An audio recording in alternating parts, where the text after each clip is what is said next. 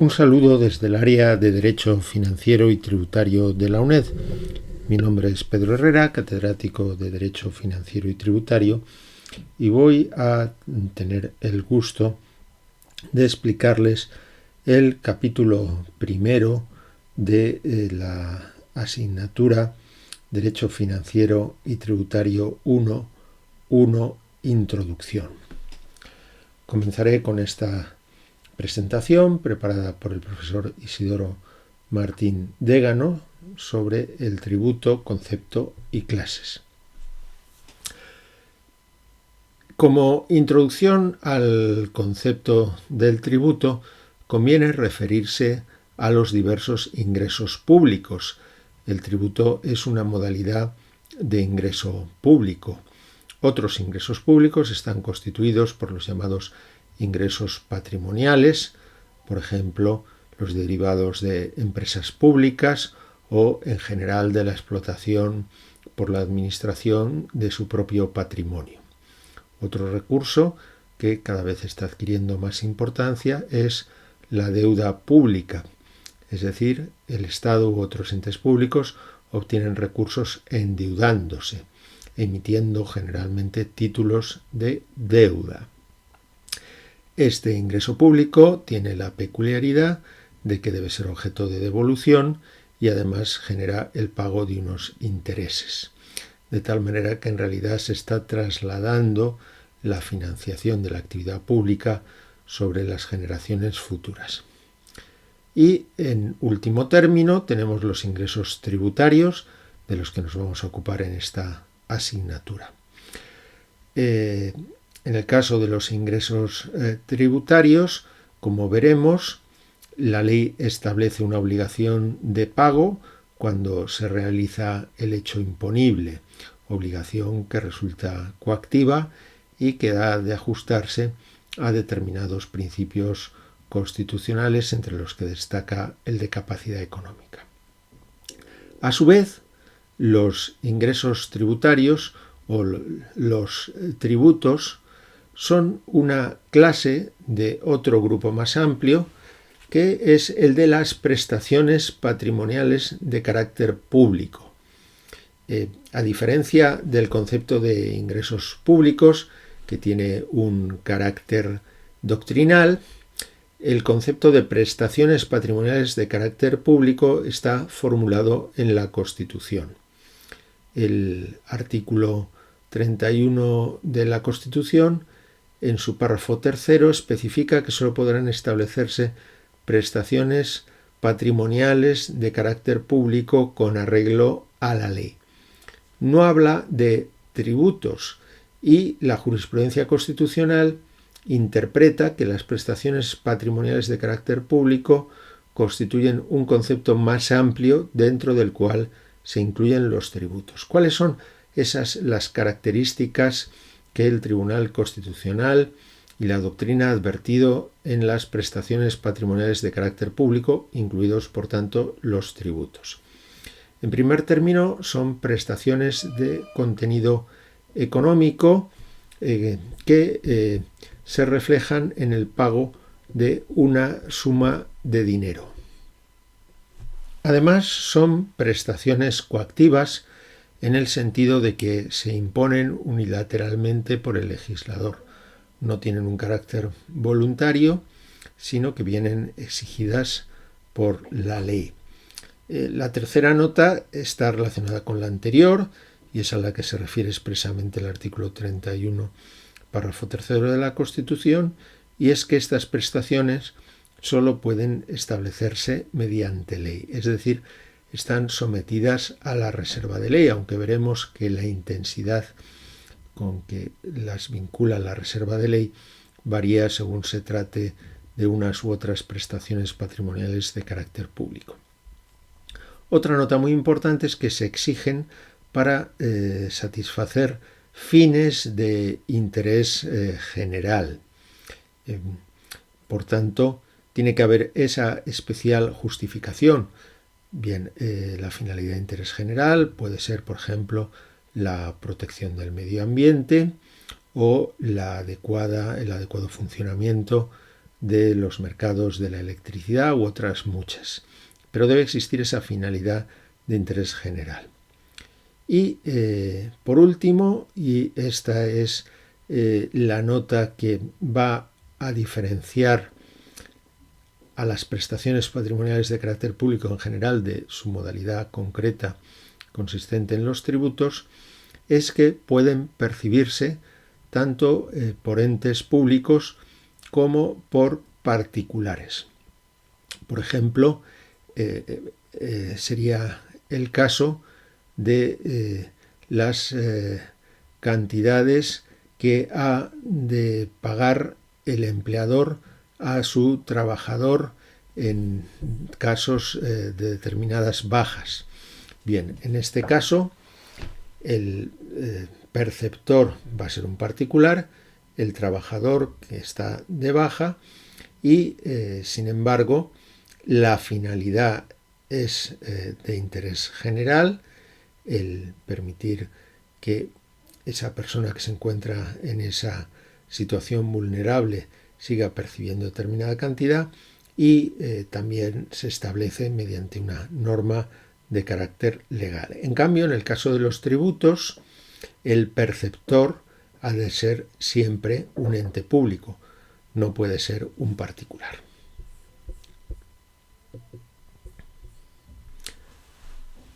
Una vez que hemos hecho referencia a las prestaciones patrimoniales de carácter público, volveremos sobre ellas al final de esta lección, vamos a centrarnos en el examen de los tributos.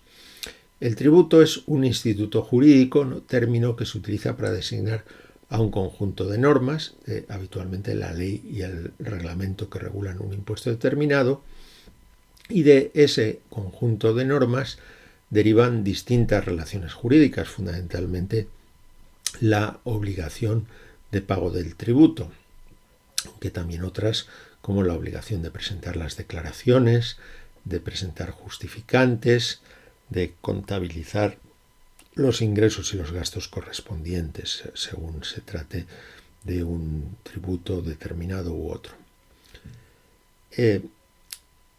La aplicación de esas normas, cuando el obligado realiza los hechos imponibles previstos por la ley, va a dar lugar a ingresos públicos que van a consistir en el pago de una suma de dinero. Esos tributos van a estar establecidos, es decir, creados y exigidos van a estar creados por la ley, aunque el reglamento pueda desarrollarlos, y van a estar exigidos por una administración en régimen de derecho público. El Estado, las comunidades autónomas o las entidades locales, aunque también puedan percibir los tributos organismos autónomos o entidades corporativas. Pero ha de ser una administración pública. Veremos más adelante en otras lecciones cómo se distribuye el poder tributario entre el Estado, las comunidades autónomas y las corporaciones locales, en el tema tercero, y también veremos en qué medida la ley ha de regular los elementos esenciales del tributo, es decir, quién va a pagar, el obligado tributario, en qué casos hay que pagar, los hechos imponibles y también cómo se determina la cuantía. Los tributos se exigen porque el contribuyente ha realizado un hecho imponible que en principio ha de manifestar capacidad económica, ha de manifestar riqueza. Por ejemplo, yo obtengo mi sueldo, esto refleja capacidad económica, estoy realizando un hecho imponible consistente en la obtención de renta y por tanto voy a tener que pagar el impuesto sobre la renta. Otra persona recibe una herencia, esta es una manifestación de riqueza, de capacidad económica y por tanto también va a tener que pagar el impuesto correspondiente, el impuesto sobre sucesiones. Bien, ¿en qué medida los distintos tributos y especialmente los impuestos están vinculados al principio de capacidad económica. Cuando se producen quiebras del principio de capacidad económica y algunos impuestos han sido declarados inconstitucionales, lo estudiaremos en el siguiente tema destinado precisamente a los principios constitucionales de justicia tributaria. Y el modo en que la realización del hecho imponible hace nacer la obligación tributaria, y quizá más adelante pueden surgir otras prestaciones accesorias, lo estudiaremos en la lección sexta relativa al concepto y estructura de la relación jurídico-tributaria, la relación entre la administración y los obligados tributarios. Hay que tener en cuenta que aunque los tributos, así lo afirma el Tribunal Constitucional basándose en una interpretación literal de la Constitución, han de estar sometidos al principio de capacidad económica, pueden tener otras finalidades. Así lo señala expresamente la Ley General Tributaria. De todas maneras es una ley ordinaria. Lo importante es que el Tribunal Constitucional interpreta que la Constitución permite también fines extrafiscales. Los fines extrafiscales son distintos del fin de contribuir a los gastos públicos según la riqueza de cada contribuyente, sino que lo que buscan extrafiscal, fuera del ámbito fiscal, fuera del ámbito puramente recaudatorio, lo que buscan es fomentar determinadas actividades. Por ejemplo, la creación de empleo, o pueden establecerse para ello deducciones en el impuesto sobre sociedades para las personas que incrementen su plantilla de manera permanente, y también pueden establecerse impuestos que sean específicamente extrafiscales, como por ejemplo los impuestos de algunas comunidades autónomas sobre ciertas emisiones atmosféricas que buscan reducir dichas emisiones mediante el uso de tecnologías más limpias. Bien, la finalidad extrafiscal no es una finalidad sancionadora, porque si una conducta es tan grave que está prohibida y se realiza, lo que debe hacerse es imponer una sanción, una multa, o en el caso de delito, una sanción privativa de libertad. Los tributos extrafiscales desarrollan su relevancia en aquellos ámbitos que están permitidos pero no son deseables. ¿De acuerdo? ¿Está permitido usar un automóvil? Pues sí, siempre que no incumpla las normas del Código de Circulación, está permitido. ¿Es deseable que utilice el automóvil? Pues no, si puede utilizar otros medios más respetuosos para el medio ambiente. O si puede utilizar un vehículo eléctrico en lugar de un vehículo de gasolina o diésel. Precisamente por ello se establecen determinados incentivos fiscales en el impuesto sobre vehículos de tracción mecánica, conocido habitualmente como el impuesto de circulación, y también en el llamado impuesto de matriculación. Su nombre técnico es el impuesto sobre determinados medios de transporte que tengo que pagar cuando adquiero un vehículo nuevo. Bien, esos impuestos tienen una doble finalidad. Por una parte sí que buscan recaudar, pero además su cuantía se modula creando incentivos para adquirir automóviles menos contaminantes. Los tributos están sometidos a los principios del artículo 31 de la Constitución española. Este artículo nos dice que todos contribuirán al sostenimiento de los gastos públicos según su capacidad económica mediante un sistema tributario que no tendrá carácter confiscatorio. Bien, por tanto tenemos una serie de principios: generalidad, todos contribuirán, capacidad económica, exigencia de que las normas tributarias constituyan un sistema, igualdad, prohibición de confiscatoriedad.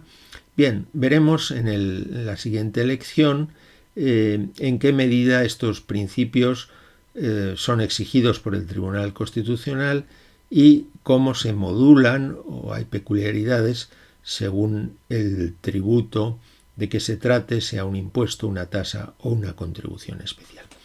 Ya les he indicado que los tributos no son sanciones.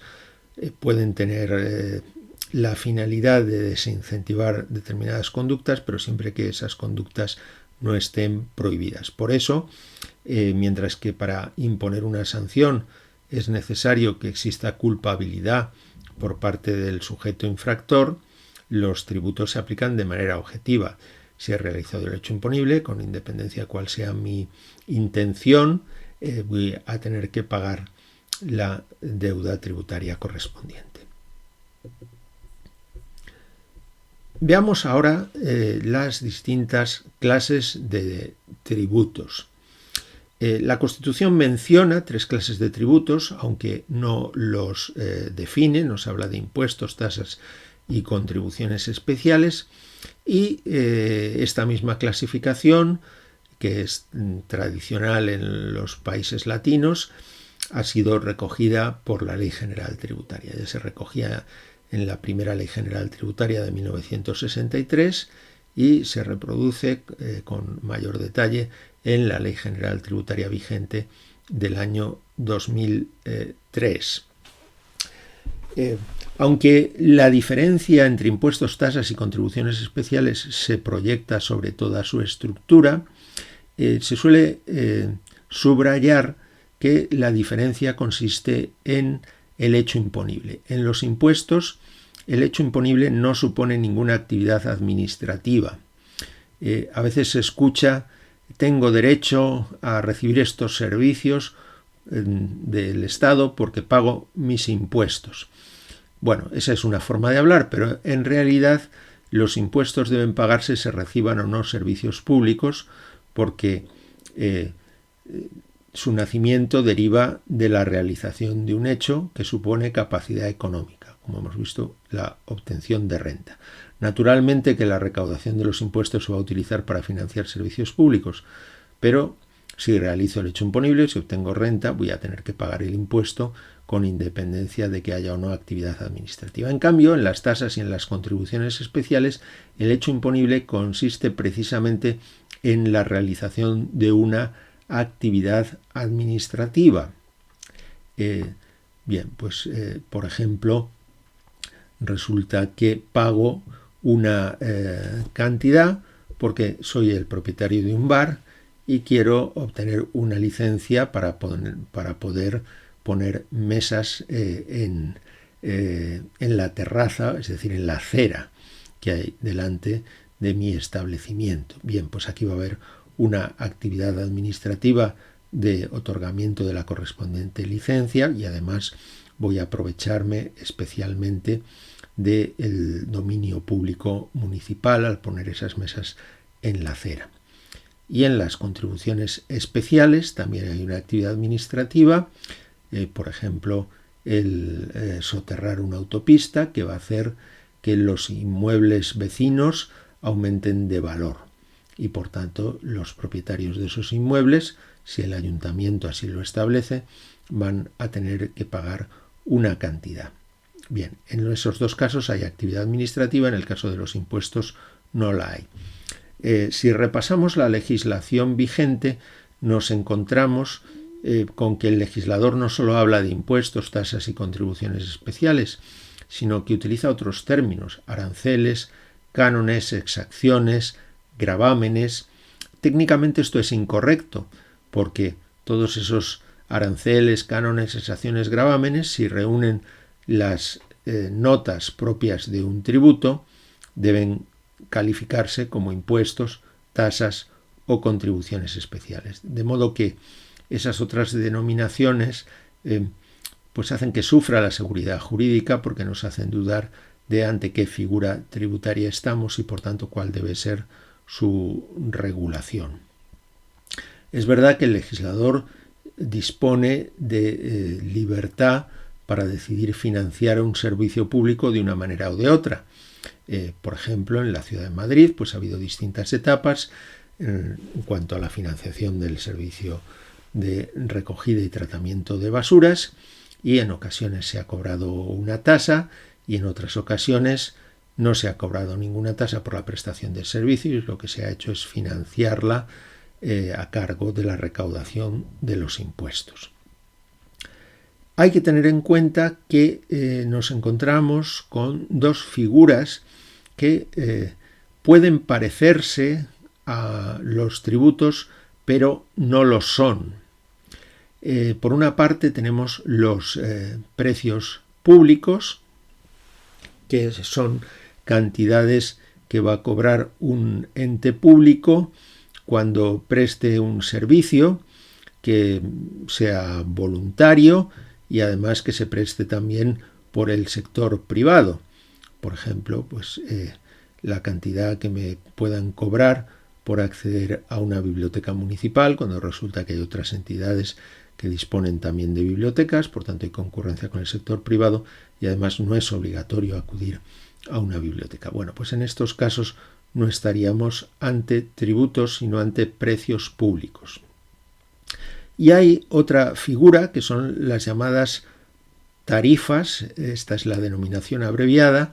La denominación más extensa y técnica sería prestaciones patrimoniales de carácter público no tributario, que se refiere a cantidades que se cobran cuando se presta un servicio que, o bien si es obligatorio, o bien obligatorio en el sentido por lo menos de que sea necesario para la vida, o bien que me lo imponga la ley, como puede ser, por ejemplo, el suministro de agua, o bien que no se preste por el sector privado.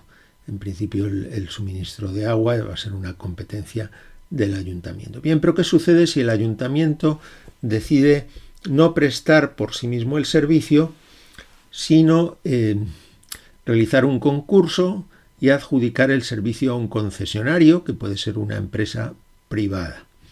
El servicio sigue siendo de titularidad pública, aunque se preste a través de un concesionario. Bueno, pues en este caso la cantidad que va a cobrar el concesionario, y se trata simplemente de un ejemplo, sería una tarifa, una prestación patrimonial de carácter público no tributario. Es una prestación patrimonial de carácter público porque se exige por los poderes públicos para un fin de interés general, que todo el mundo, todos los vecinos tengan el suministro de agua, pero no es tributario porque no se cobra por un ente público, sino por el concesionario. Bien, hecha esta primera aclaración, vamos a detallar ahora cada una de las modalidades de tributos. Comencemos por los impuestos. Nos dice la Ley General Tributaria que los impuestos son tributos exigidos sin contraprestación. Bien, es una forma de hablar, en realidad es una figura literaria, porque cuando existe propiamente contraprestación es cuando tengo que pagar una cantidad porque he firmado un contrato y yo, por ejemplo, pues estoy comprando un piso y a cambio pago el precio. Ahí tenemos una contraprestación en sentido estricto. En los tributos, como hemos visto, la obligación tributaria no nace de un acuerdo de voluntades, sino que nace de realizar el hecho imponible tipificado por la ley. Así que en un sentido estricto no hay contraprestación en ninguno de los tributos.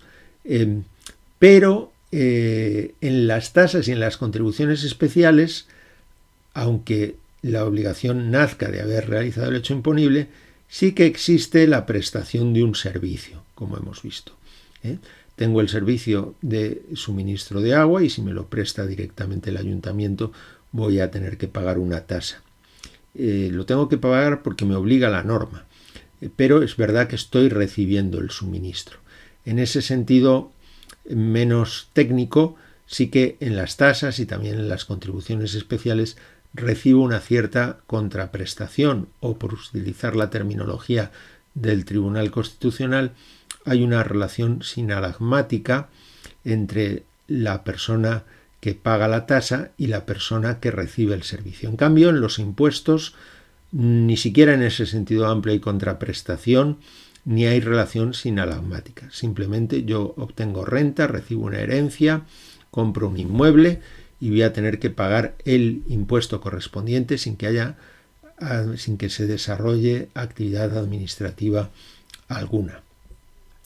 Nos dice la Ley General Tributaria que el hecho imponible, es decir, el presupuesto que hace nacer la obligación, puede estar constituido por hechos, actos o negocios que sean manifestación de capacidad económica. En realidad, esa referencia a hechos, actos, negocios no tiene un sentido muy técnico, sino lo que quiere decir es que cualquier conducta que realice el contribuyente puede tipificarse como un hecho imponible, pero por poner algún ejemplo, hechos, obtengo una indemnización, actos, recibo una herencia, o negocios, compro un inmueble. No siempre se trata de actividades tipificadas por el derecho civil. El hecho imponible puede ser, por ejemplo, como les decía antes, la emisión de gases contaminantes. Bien, en todo caso, en el hecho imponible de los impuestos no hay actividad administrativa y por esto se suele decir, aunque esta es una consideración más hacendística que jurídica, los impuestos son adecuados para financiar servicios públicos indivisibles. Por ejemplo, el servicio de defensa del país. Bien, no tendría sentido exigir una tasa para financiar al ejército. Resulta mucho más razonable que se financie mediante un impuesto.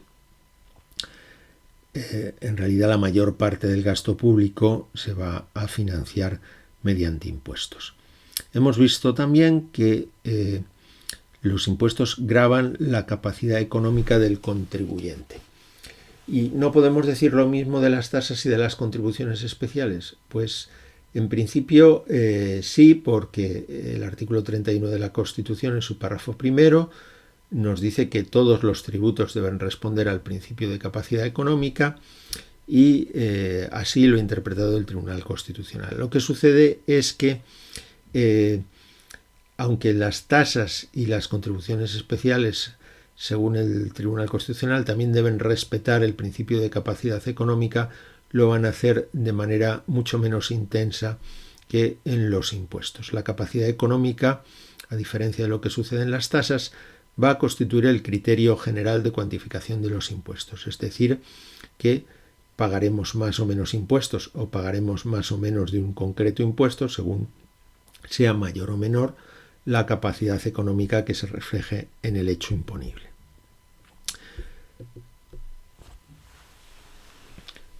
Existen muchas clasificaciones de impuestos, algunas se utilizan por la propia ley, otras tienen carácter doctrinal y cada clasificación responde a un criterio distinto. Vamos a ver aquí los principales. Según el índice de capacidad económica gravado, qué manifestación de riqueza quiere gravarse, los impuestos pueden distinguirse entre directos e indirectos. En los impuestos directos, por ejemplo, el impuesto sobre la renta o el impuesto sobre el patrimonio, se está gravando una realidad que constituye una manifestación inmediata y directa de capacidad económica. Si yo tengo un patrimonio muy elevado, esto directamente está reflejando que tengo una gran capacidad económica. Si obtengo unos ingresos muy elevados, renta, esto supone que tengo una gran capacidad económica. En cambio, en los impuestos indirectos, la manifestación de riqueza no es tan inmediata. Esto sucede con el consumo. Si yo adquiero un bien, voy a soportar el impuesto sobre el valor añadido, pero a lo mejor realmente estoy muy cerca del nivel de pobreza. Lo que pasa es que lo poco que gano me lo tengo que gastar para subsistir y por tanto voy a tener que soportar el impuesto sobre el valor añadido que pagará Hacienda el vendedor de los productos, el titular del establecimiento que me vende los productos, pero lo voy a soportar yo como consumidor. ¿Manifiesta la compra de un producto cierta capacidad económica? Sí, pero solo de manera indirecta. quizá me he tenido que endeudar para poder adquirir esos productos. También suele utilizarse otro criterio distinto para distinguir entre impuestos directos e indirectos. En los impuestos indirectos, la persona que paga la hacienda pública va a repercutir el impuesto sobre otra persona. Este sería, por ejemplo, el caso del impuesto sobre el valor añadido. El empresario profesional paga hacienda, pero le repercute el impuesto al adquirente. Mientras que en los directos no hay esa repercusión. Si yo obtengo renta, tengo que pagar el impuesto y no puedo repercutirlo, por lo menos no jurídicamente, a ninguna otra persona. Otro criterio es el que distingue entre impuestos personales y reales. Aunque hay una definición más técnica, en el manual hemos optado por una definición que nos parece más fácil de entender y más adecuada a los textos legales. Un impuesto es personal si su hecho imponible se configura en torno a una persona.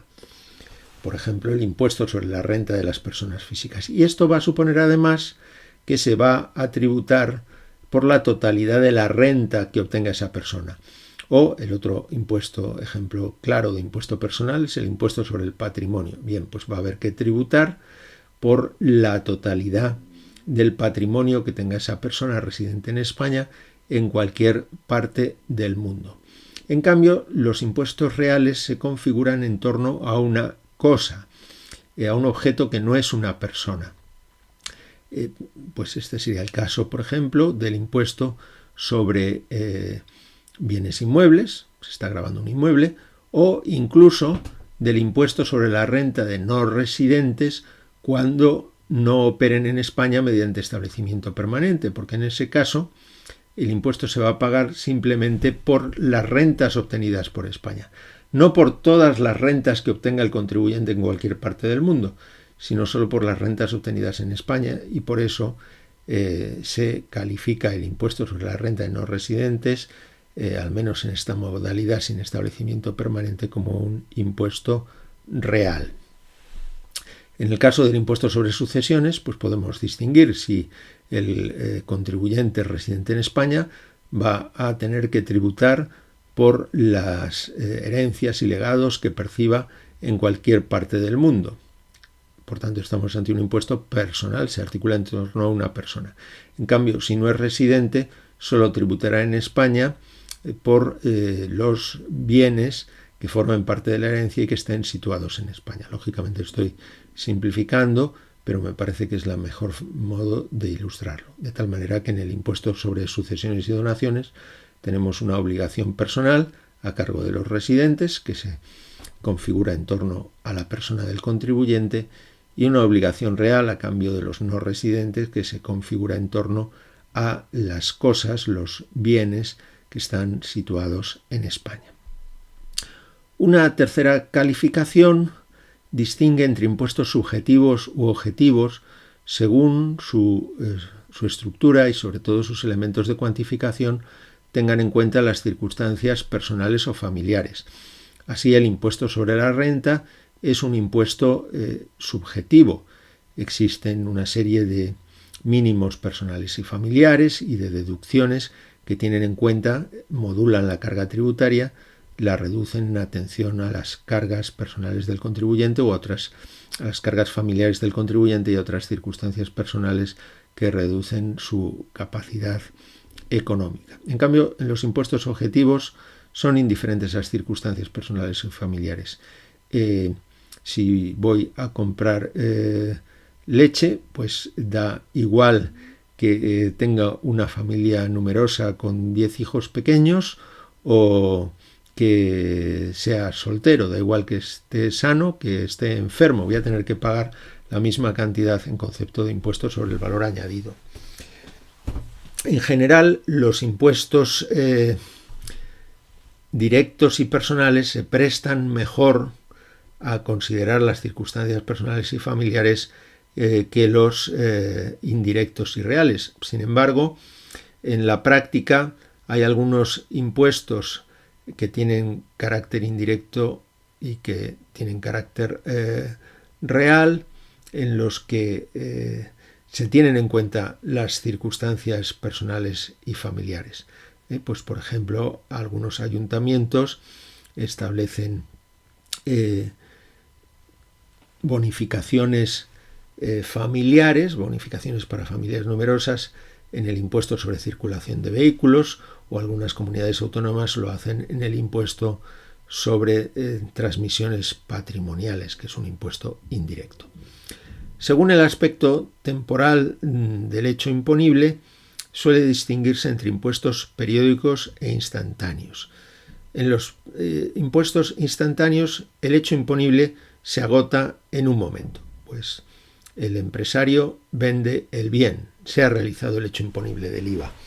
En cambio, en los impuestos periódicos, el hecho imponible se va desarrollando a lo largo del tiempo. Es el caso de la obtención de renta en el impuesto sobre la renta de las personas físicas.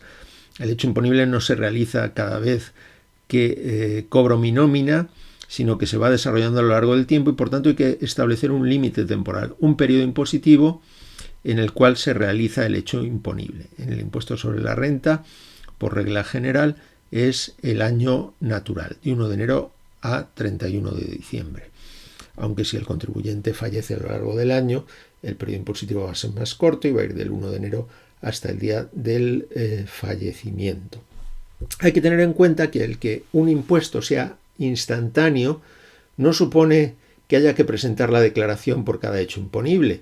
Y así, en el impuesto sobre el valor añadido, es un impuesto instantáneo. El hecho imponible se produce cada vez que tiene lugar una entrega de bienes o prestaciones de servicios, y sin embargo las autoliquidaciones del impuesto que presente el empresario van a tener lugar cada trimestre, o en algunos casos cada mes, y se van a agrupar los hechos imponibles correspondientes a ese periodo de liquidación, aunque sea un impuesto instantáneo. También hay que tener en cuenta que el momento en que se realiza el hecho imponible, que es el devengo, en el caso de los impuestos periódicos, puede estar, y parece que tiene toda su lógica, al final del periodo impositivo, como sucede con el impuesto sobre la renta, pero en algunos casos va a tener lugar el primer día del periodo impositivo, como sucede con el impuesto sobre bienes inmuebles o el impuesto sobre circulación de vehículos. Por la finalidad que persiguen los impuestos, los podemos calificar en fiscales o extrafiscales. Los fiscales tienen un fin puramente recaudatorio y, por tanto, deberían responder de manera más intensa al principio de capacidad económica, puesto que su única finalidad es obtener ingresos para el sostenimiento de los gastos públicos. Lo lógico es que esos ingresos sean mayores o menores según la capacidad económica que se refleje al realizar el hecho imponible. En los extrafiscales va a haber también una cierta finalidad recaudatoria, pero la finalidad principal no será la recaudatoria, sino el fomentar determinadas conductas. Por ejemplo, como les decía, el impuesto sobre emisiones de óxido de azufre en Galicia, pues va a recaudar, sí, pero fundamentalmente lo que busca es reducir dichas emisiones. Y una última clasificación atiende al ente que crea el tributo o es su titular. Bueno, la creación de los tributos se realiza mediante ley, y esto solo lo pueden hacer el Estado o las comunidades autónomas. Pero puede ser que la ley regule el tributo y, sin embargo, quien lo perciba y quien module su cuantía a través de una norma reglamentaria sea un ayuntamiento. También es posible que el impuesto se cree por ley estatal y, sin embargo, la recaudación vaya a parar a una comunidad autónoma, como sucede con el impuesto sobre sucesiones y donaciones o el impuesto sobre transmisiones patrimoniales, que son impuestos regulados primariamente por ley estatal, aunque las comunidades autónomas pueden modificar algunos aspectos, y quien los va a gestionar y a recaudar va a ser la Consejería de Hacienda de la correspondiente comunidad autónoma. Pasamos ahora a las tasas. Las tasas son un tributo cuyo hecho imponible va a consistir o bien En la utilización privativa o aprovechamiento especial del dominio público por parte de un contribuyente, o bien, segunda modalidad de tasa, en la prestación de servicios o realización de actividades que se refieran, afecten o beneficien al sujeto pasivo, siempre que concurra alguna de estas circunstancias, que no sean de solicitud o recepción voluntaria, o bien que no se presten o realicen por el sector privado. Aquí, para que no nos equivoquemos, conviene tener en cuenta el lenguaje negativo. Esas dos circunstancias son negativas, que no sean de solicitud o recepción voluntaria o que no se presten por el sector privado. De tal manera que si son de solicitud o recepción obligatoria, por ejemplo, la obtención del DNI, bien, pues en ese caso necesariamente se va a exigir una tasa. Y aunque fueran voluntarios, como podía ser el acudir a una piscina, bien, pues si resulta que en mi municipio la única piscina que existe es titularidad del ayuntamiento, pues en ese caso no es obligatorio ir a la piscina, ni es imprescindible para la vida, pero como no hay concurrencia con el sector privado, también se va a exigir una tasa. Por retomar algunos ejemplos de utilización privativa o aprovechamiento especial del dominio público, el dominio público es la propiedad de un ente público que afecta al uso general. Por ejemplo, las aceras.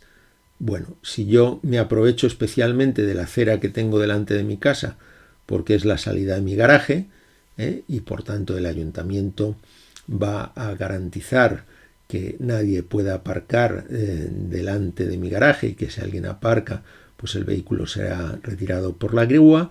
En este caso tengo un aprovechamiento especial de esa acera, de ese elemento de dominio público, y por tanto tendré que pagar una tasa y el ayuntamiento me colocará la señal correspondiente al vado, que prohibirá aparcar delante de mi garaje. Si el bar pues instala sus mesas en una parte de la acera delante del local, bien, pues esa parte de la acera ya no la va a poder utilizar los viandantes porque la ha estado utilizando de manera privativa el titular de ese establecimiento para atender a sus clientes. Bueno, en estos casos también hay que pagar una tasa. Hay que tener en cuenta que, fíjense esa expresión, servicios o actividades que se refieran, afecten o beneficien al sujeto pasivo. ¿Por qué no decir simplemente que beneficien al sujeto pasivo? Porque no siempre lo benefician. Si yo estaciono mi vehículo en una zona prohibida y la grúa lo retira, bueno, por una parte tendré que pagar una multa, pero además voy a tener que pagar la tasa por el servicio de recogida de vehículos que preste el ayuntamiento. ¿Me beneficia que el ayuntamiento se haya llevado mi vehículo? No, no me beneficia. Pero yo he sido el causante. Esa actividad ha sido desarrollada como consecuencia de mi conducta y por tanto se justifica que se pague una tasa. Les decía que si el servicio que cumpla estos requisitos, como podría ser el suministro de agua, se presta por un intermediario en lugar de hacerse por la administración, en ese caso no se va a pagar una tasa, porque la tasa se percibe por un ente público. Si es la empresa concesionaria, que puede ser una empresa privada, la que cobra esa cantidad por prestar el servicio de suministro de agua, cuya titularidad corresponde al ayuntamiento, pero se presta de manera indirecta mediante el concesionario, entonces no vamos a estar ante una tasa, sino ante una tarifa, o lo que llama la disposición adicional primera de la Ley General Tributaria, una prestación patrimonial de carácter público no tributaria. Las tasas pueden tener carácter estatal, como la correspondiente a la expedición del Documento Nacional de Identidad, o un título universitario. También pueden ser autonómicas. Por ejemplo, la Comunidad de Madrid exige una tasa por la autorización de almacén de distribución de productos sanitarios, pero la mayor parte de las tasas suelen tener carácter local. El artículo 20 de la Ley de Haciendas Locales contiene una lista de posibles hechos imponibles, de servicios prestados por los ayuntamientos que pueden dar lugar a una tasa. Y aunque no es una lista exhaustiva, pueden exigirse tasas por otros servicios, el Tribunal Supremo interpreta que esas tasas distintas de las mencionadas en el artículo 20 deben de presentar una clara analogía con los supuestos incluidos en el artículo 20 y que de otro modo serían ilegales. ¿Cuál es la principal diferencia entre la tasa y el impuesto? En la tasa el hecho imponible está constituido por una actividad administrativa, bien sea la autorización para el uso del dominio público o bien en la prestación de servicios o el desarrollo de actividades, mientras que en el hecho imponible del impuesto no está incluida ninguna actividad administrativa. Pensemos en el impuesto sobre la renta o en el impuesto sobre el valor añadido. Veamos ahora las dos modalidades de tasa. Tasa por el uso del dominio público y tasa por prestación de servicios públicos. En los dos existe coactividad. En el caso de la tasa por el uso o aprovechamiento especial del dominio público, la coactividad consiste en que solo el ente público es titular del dominio público y por consiguiente el sector privado no puede prestar este servicio. Pues bien, además hay una actividad administrativa que consiste en la autorización o concesión de ese uso, que puede consistir en un aprovechamiento especial, es decir, el contribuyente utiliza el dominio público, pero también lo utilizan en menor medida los demás ciudadanos. Así sucede con la tasa de vados. El vado no impide que los vehículos circulen por delante, pero sí les impide aparcar, porque el titular del vado tiene que tener accesibilidad a la calle desde su garaje. En la utilización privativa solo va a ser el sujeto pasivo el que utilice el dominio público. Así, si se instala una caseta de feria, bien, pues mientras dure la instalación de la caseta, nadie más va a poder utilizar el dominio público para necesidades privadas, o la instalación de mesas de bar, mientras estén instaladas las mesas, no se puede circular por el lugar donde estén las mesas, solo se pueden utilizar los servicios del bar o del restaurante correspondiente. La segunda modalidad de tasa se refiere a la prestación de servicios o realización de actividades. En este caso, la coactividad se va a dar bien porque el servicio sea obligatorio o bien porque no se preste por el sector privado, es decir, se presta solo por el sector público. Pueden concurrir estos requisitos o bien puede darse solo uno de ellos. En todos los casos deberá exigirse una tasa. A su vez, la obligatoriedad puede darse porque la impone una norma. Por ejemplo, tenemos el deber de obtener el DNI o una persona que quiere entrar en España ha de pedir el visado. Pero también puede ser porque, aunque ninguna norma lo impone, el servicio es imprescindible para la vida del sujeto pasivo, como puede ser el suministro de agua. La segunda posibilidad, en la que se da una cierta coactividad, radica en el monopolio de hecho de derecho del sector público, es decir, el sector privado no puede realizar esa actividad o no la realiza de hecho.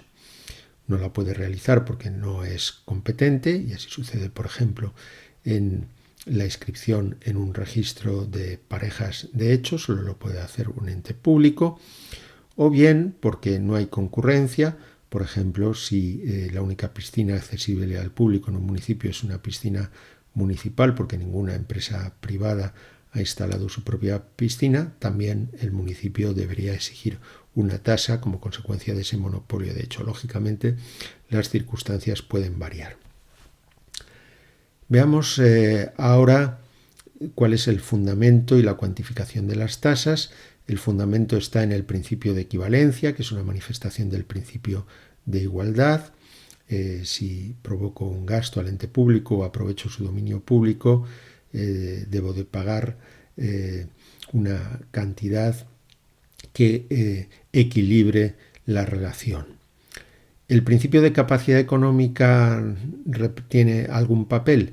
Sí, pero es un papel más bien negativo o indirecto. Negativo en forma de beneficios fiscales para que las personas que no disponen de recursos puedan acceder a esos servicios, o bien a través de, en ocasiones se utilizan manifestaciones indirectas de capacidad económica, como puede ser el valor catastral de un inmueble, para fijar la cuantía de la tasa, pero como les digo, son manifestaciones de capacidad económica muy imperfectas. Por lo que se refiere a la cuantificación, hay que tener en cuenta que la recaudación estimada de la tasa no puede exceder el coste presupuestado del servicio. Es decir, no puede haber un superávit. ¿Y cómo se va a controlar? Pues bien, a través de un documento, un estudio llamado Memoria Económica Financiera, en el que se justifique cuál va a ser el coste de la prestación del servicio, de tal manera que la recaudación global de la tasa no pueda excederlo. Si no se ha elaborado la memoria económico-financiera, aunque la tasa se haya aprobado por el Pleno, incurriría en un vicio de nulidad. Nos ocuparemos a continuación de la última, la tercera modalidad de tributos, las contribuciones especiales.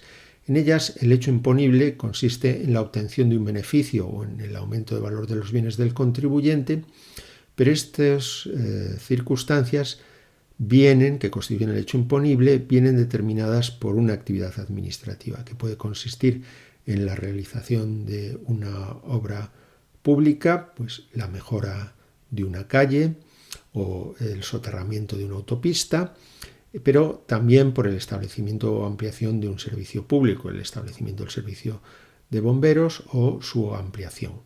¿Cuáles son las principales diferencias de la contribución especial, que en la práctica no se usa con mucha frecuencia, con el impuesto o con la tasa?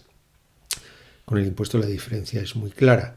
En la contribución especial, aunque el hecho imponible sea la obtención de un beneficio, este deriva de una actividad administrativa, la obra pública o el establecimiento o ampliación del servicio público, mientras que el hecho imponible del impuesto no representa ninguna actividad administrativa. Y en cuanto a la tasa, en la tasa también hay actividad administrativa, pero hay que tener en cuenta que en la contribución especial el hecho imponible es el beneficio especial que obtienen algunos contribuyentes. Si soterro una autopista y la financio en parte con una contribución especial, por supuesto que ese soterramiento va a beneficiar a toda la colectividad, pero de manera muy especial va a beneficiar a los propietarios de los inmuebles colindantes con esa autopista que se ha convertido en un parque y que van a ver cómo aumenta el valor de los bienes. ¿Son compatibles las contribuciones especiales con las tasas? Sí, pero los hechos imponibles son distintos. Quizá el ejemplo más claro es el establecimiento del servicio de bomberos por parte, por ejemplo, de un municipio. Pues bien, el establecimiento, la puesta en marcha del servicio de bomberos puede financiarse mediante una contribución especial, puede financiarse en parte mediante una contribución especial que se cobre a las compañías de seguros. ¿Puede exigirse también una tasa? Sí, pero la tasa se exigirá al titular del inmueble cuando el coche de bomberos acuda con los bomberos a extinguir un incendio concreto. Así que la contribución especial financia el establecimiento o la ampliación del servicio, mientras que la tasa lo que va a financiar es una actuación concreta de prestación del servicio. ¿Cuál es el régimen jurídico de las contribuciones especiales? En primer lugar, hay que tener en cuenta que su establecimiento es potestativo para los entes locales. Por ejemplo, pensemos en el soterramiento de la M30, de la autopista M30 y su transformación en un parque. Pues bien, en este caso, el Ayuntamiento de Madrid decidió financiar esa obra con cargo a los presupuestos y no exigir a los propietarios de los edificios colindantes una contribución especial. ¿Podía haber establecido una contribución especial para financiar parte del coste de la obra? Podía haberlo hecho, pero esta es una decisión política del ayuntamiento. ¿Quiénes son los contribuyentes? Pues bien, son los beneficiados por la obra o por el establecimiento o la ampliación del servicio y, por tanto, la ordenanza que establezca esa contribución especial debe fijar cuál es el nexo, por ejemplo, los fundos colindantes, las fincas colindantes. ¿Cuál es la base imponible? La base imponible tiene una peculiaridad en las contribuciones especiales y es que tiene un carácter colectivo. La base imponible se va a fijar como máximo, determinará en cuanto la ordenanza fiscal que la apruebe, pero como máximo en el 90% del coste de la obra o del coste del establecimiento o ampliación del servicio. ¿Cómo se va a pagar el otro 10%? Con cargo a los presupuestos de la entidad local, es decir, que se financiará con impuestos o con endeudamiento. ¿Cómo se fija la cuota individualizada? Pues bien, esa base imponible común se va a repartir entre los contribuyentes en función del beneficio obtenido y para realizar el reparto la ordenanza deberá fijar algunos criterios como los metros lineales de la fachada o los metros cuadrados del inmueble. Tiene que ser un criterio razonado. ¿Cuándo se produce el devengo? El devengo se va a producir cuando se ha realizado la obra o se ha establecido el servicio. Pero claro, la obra tardará un tiempo en llevarse a cabo. Por tanto, lo que se va a hacer es fijar unas liquidaciones provisionales, exigir de manera anticipada el importe necesario y cuando termine la obra se dictará otra liquidación y en su caso se devolverá la diferencia entre el anticipo y el coste real de la obra repartido entre los contribuyentes. Las contribuciones especiales son unos de los pocos tributos que están afectados, es decir, su recaudación solo se puede utilizar para financiar la obra o el establecimiento de ampliación del servicio. Fíjense la diferencia de las tasas, porque en las tasas es cierto que el coste de la prestación del servicio no puede superar la recaudación de la tasa. Sin embargo, esa recaudación se va a ingresar en los presupuestos de la entidad correspondiente del ayuntamiento y podrá destinarse a cualquier fin. Por el contrario, el importe recaudado por la contribución especial solo se puede utilizar a la obra para realizar la obra concreta que la justifica. Veamos ahora una figura que no constituye una prestación patrimonial de carácter público y que, sin embargo, se asemeja a las tasas. Son los llamados precios públicos. Los precios públicos constituyen las contraprestaciones por la prestación de servicios o realización de actividades en régimen de derecho público. En esto se parecen a las tasas, pero la diferencia está en que esos servicios al mismo tiempo han de prestarse por el sector privado y han de ser de solicitud voluntaria por los administrados. Si no concurren estas dos circunstancias, deberá exigirse una tasa, con el pequeño matiz que indicaré después. Ejemplos: uso de instalaciones deportivas, piscinas, talleres culturales, pero siempre que en el municipio concreto también preste el servicio el sector privado. Por ejemplo, la cantidad que pagan ustedes por la matrícula de sus estudios en la Universidad Nacional de Educación a Distancia no es una tasa, es un precio público. ¿Por qué? Porque el recibir una educación universitaria no es obligatorio, por tanto es de solicitud voluntaria, y además el servicio también lo prestan las universidades privadas. Cuando terminen el grado y soliciten el título, en este caso sí que la expedición del título, que solo la puede realizar el Ministerio, dará lugar a la exigencia de una tasa. ¿Cuál es el régimen jurídico de los precios públicos? Bien, los precios públicos no son coactivos, no son prestaciones patrimoniales de carácter público y por tanto no están sometidos a la reserva de ley. No son prestaciones patrimoniales de carácter público porque no existe coactividad en el sentido de que no es obligatorio ni necesario para la vida solicitar el servicio y además los presta el sector privado. Por tanto, se pueden fijar mediante orden ministerial o directamente por acuerdo del organismo autónomo correspondiente. En el ámbito local se van a fijar por ordenanza, pero no se trata de una ordenanza fiscal. ¿Cuál es la cuantificación?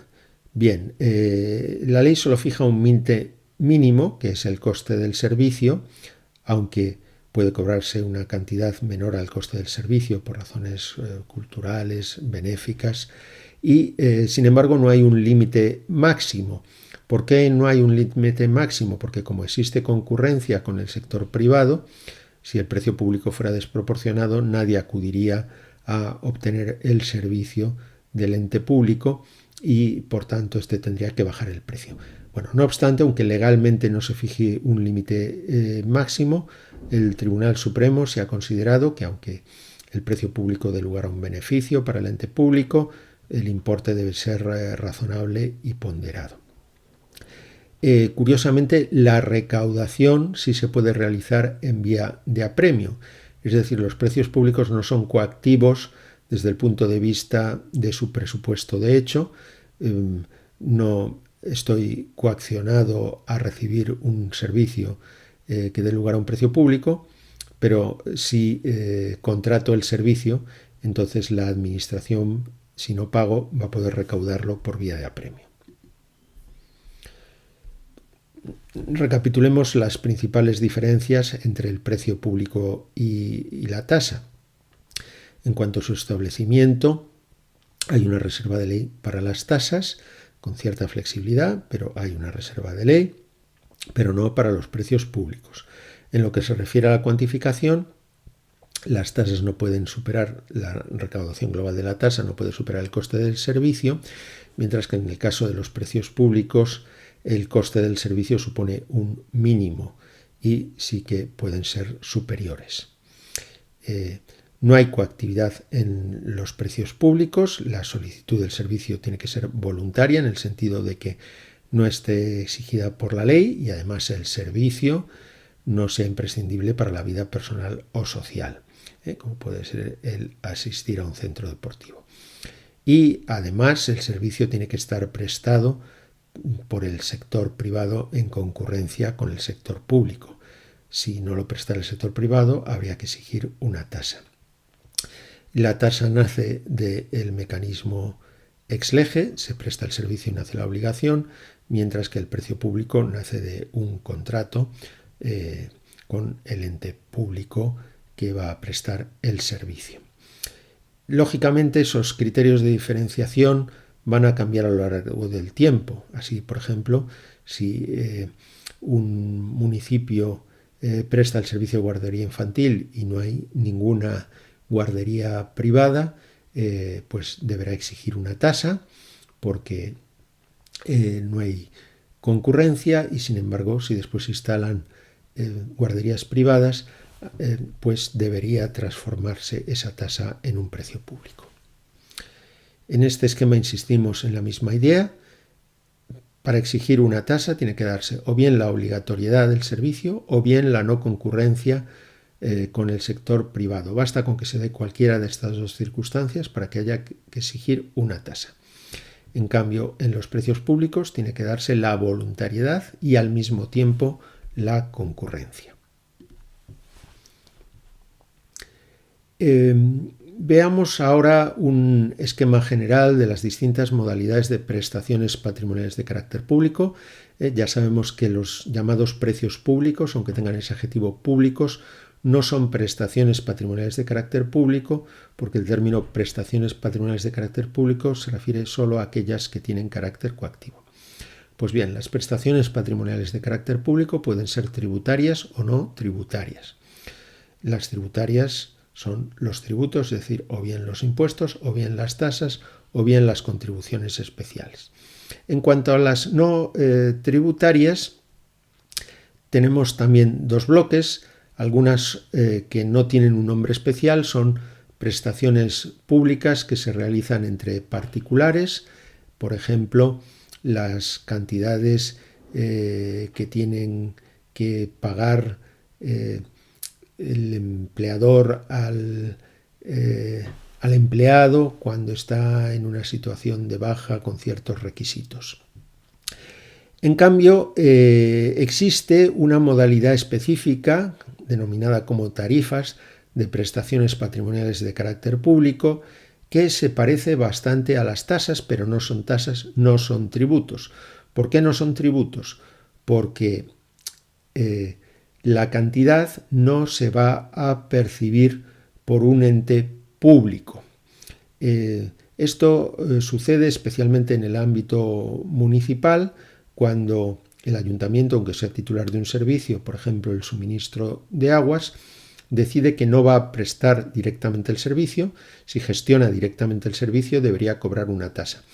En cambio, si lo que hace es celebrar un concurso y asignar a una empresa privada que ha ganado el concurso la prestación del servicio, pues en este caso la cantidad que va a cobrar esa empresa privada a los usuarios, a las personas que reciben el suministro de agua, será una tarifa. Y lo mismo sucederá cuando el ayuntamiento sí gestione el servicio, pero lo haga a través de una empresa privada de titularidad municipal, que puede ser una entidad pública empresarial o una sociedad de capital íntegramente público. Es decir, no es el ayuntamiento como entidad administrativa la que presta el servicio, sino que ha constituido una sociedad que presta el servicio, y esa sociedad es la que cobra por la prestación del servicio. Pues en este caso también estaríamos ante una tarifa. Las tarifas están reguladas en la disposición adicional primera de la Ley General Tributaria, también están reguladas en la Ley de Contratos del Sector Público y en la Ley de Haciendas Locales. Son contraprestaciones económicas por la prestación de servicios de titularidad pública o la explotación de obras públicas que tienen un carácter coactivo, no son voluntarios, al igual que sucedía en las tasas. En esto se aplican los mismos criterios que en las tasas, no son coactivos, son coactivos, bien porque obliga a recibirlos la ley, o porque son necesarios para la vida, o porque no existe concurrencia con el sector privado, pero no se prestan directamente por el ente público, sino por un intermediario, o bien por una sociedad de capital público, o bien por un concesionario. En el primer caso se habla de gestión directa mediante personificación privada, y en el segundo, concesionario, que puede ser una empresa privada, de gestión indirecta. Bien, por tanto, en estos casos el usuario tiene una relación directa con la empresa que va a prestar el servicio y paga directamente a esa empresa. Esa cantidad que paga es una tarifa. Pero podría ser que el ayuntamiento, que ha sometido a una concesión el servicio de suministro de aguas, y la empresa privada es la que presta el suministro de aguas a los ciudadanos. Sin embargo, el ayuntamiento ha decidido que esa empresa no cobre directamente la tarifa, sino que los ciudadanos paguen la tasa al ayuntamiento y el ayuntamiento retribuye a la empresa. Esto no está previsto expresamente en la norma, pero parece admisible y de hecho sucede en la práctica. Bien, ¿cuál es el régimen jurídico de las tarifas? Son prestaciones patrimoniales coactivas, pero no son tributos porque no se perciben por un ente público de carácter administrativo. Su establecimiento está sometido a la reserva de ley, son prestaciones patrimoniales de carácter público. Lo que pasa es que la reserva de ley va a ser mucho más flexible que en las tasas. Así no están sometidas al límite del coste del servicio y básicamente los criterios de cuantificación son los criterios de contratación que se establecen en la ley de contratos del sector público.